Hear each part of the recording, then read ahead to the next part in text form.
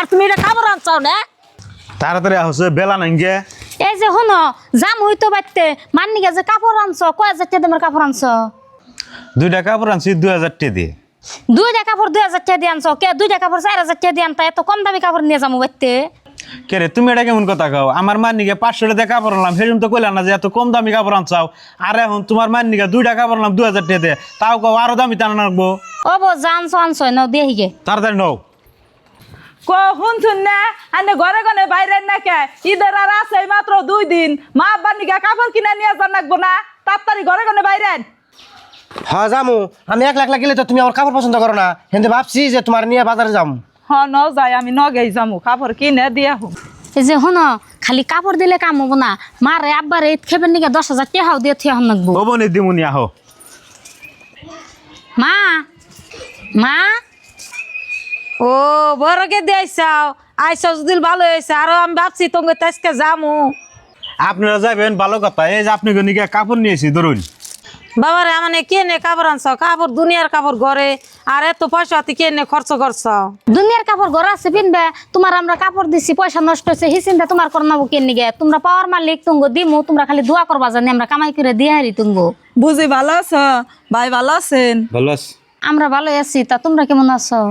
আমরা আল্লাহ দিলে ভালোই আছি মা কানে দুজন নিয়ে কাপড় আনছি ধরুন দিন এত কাপড় আনছ বেগ জামাই রে কাপড় চোর দিতেছে আর বছর দিছে হে কাপড় ঘরে রয়েছে আবার এইবারও কেন নিগে আনছ কাপড় চোর মা তুমি এটা কেমন কথা কও যে তারিখে তুঙ্গ জামাই কাপড় নিয়ে আহে তুমি খালি কও জামাই আবার কাপড় আনুন নাকবো কে আমার হরি তুঙ্গ জামাই রে পেটে থুইছাল মানুষ করছে কামাই খায় হারে তুমি আমারে কষ্ট করে পালো নাই মানুষ করো নাই আমার ঠে তো তুমিও পাও সেজন্য আনি জামাই গো কাপড় নিবে না জামাই গো বইবে নিকে দিবে গেদি জামাই জোড়া করে নিয়ে এনে বহ আমি কাপড়টি ঘর থেকে যাও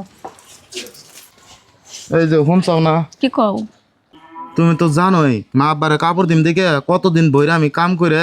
মা আব্বার নিকে কাপড়টা কিনে নিয়েছি কাপড় নিয়ে গেলে দা আব্বা মা পছন্দ করবো না নাই পছন্দ করবো না কে পছন্দ করবো মা আব্বা তো জানে আমরা গরিব মানুষ হবো নাও যায় মারে আব্বারে কাপড়টি দিয়ে থুয়া আহি গে আমরা